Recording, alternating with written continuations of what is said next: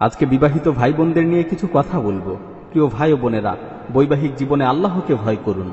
আপনাদের বৈবাহিক জীবনটাকে নিয়ে একটু চিন্তা করুন। আজকে আমাদের সমাজে এমন অনেক দম্পতি রয়েছে যারা খুব আনন্দ ফুর্তির সাথে বিবাহ বন্ধনে আবদ্ধ হয়েছে, অথচ আজকে তাদের ঘরে বিবাহের সেই আমেজ আর নেই। তাদের ঘরগুলো আজ কৃত্রিম জেলখানায় পরিণত হয়েছে।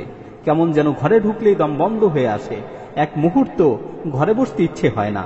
কেউ কারোর সাথে হাসি মুখে কথা বলে না। স্বামী স্ত্রী একে অপরকে দেখলেই বিরক্তি বোধ করে। পরস্পরের মাঝে ভালোবাসার সেই বন্ধন আজ আর নেই। প্রিয় উপস্থিতি, এটা আজ সমাজের অনেকের ঘরের বাস্তব চিত্র। হে ভাই, কেন এমন হলো? হে বোন, কেন এমন হলো?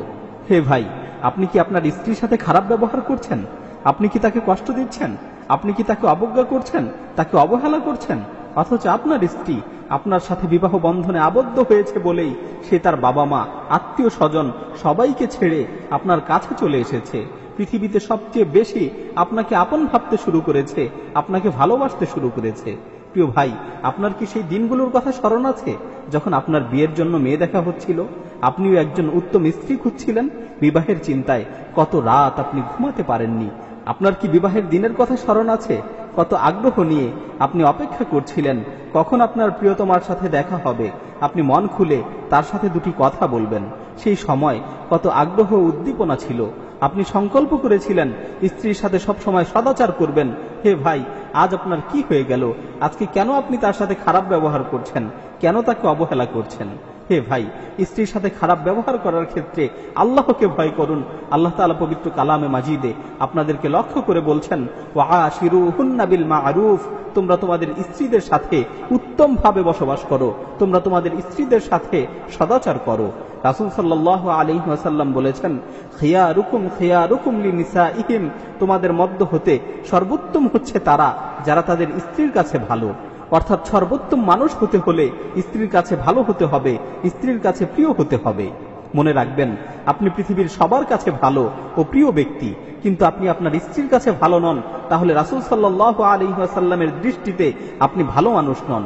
সুতরাং একজন আদর্শ মানুষ হতে হলে স্ত্রীর কাছে ভালো হতে হবে, স্ত্রীর কাছে প্রিয় হতে হবে।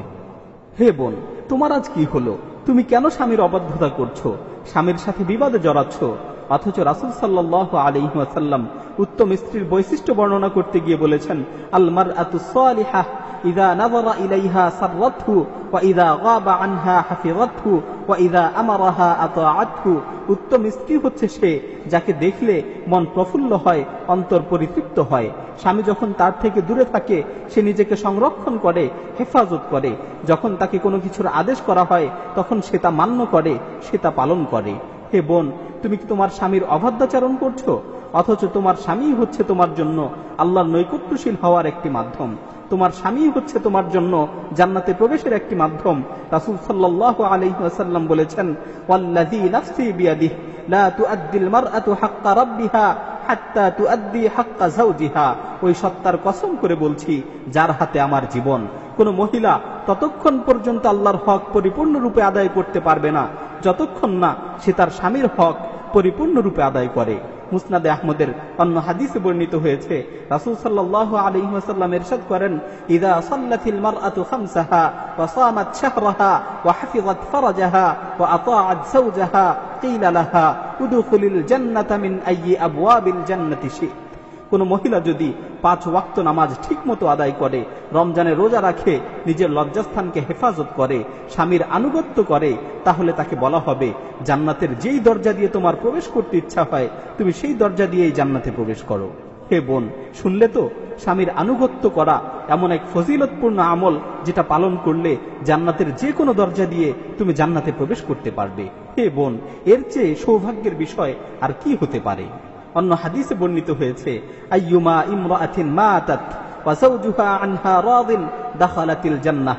রাসূল সাল্লাল্লাহু আলাইহি ওয়াসাল্লাম বলেন, কোন মহিলা যদি তার স্বামীকে সন্তুষ্ট রেখে মৃত্যুবরণ করে তাহলে সে জান্নাতে প্রবেশ করবে। সুতরাং হে বোন, স্বামীর আনুগত্য করো, স্বামীর অবাধ্যাচরণ করো না, স্বামীর প্রতি কৃতজ্ঞ হও, স্বামীর অকৃতজ্ঞতা প্রকাশ করো না।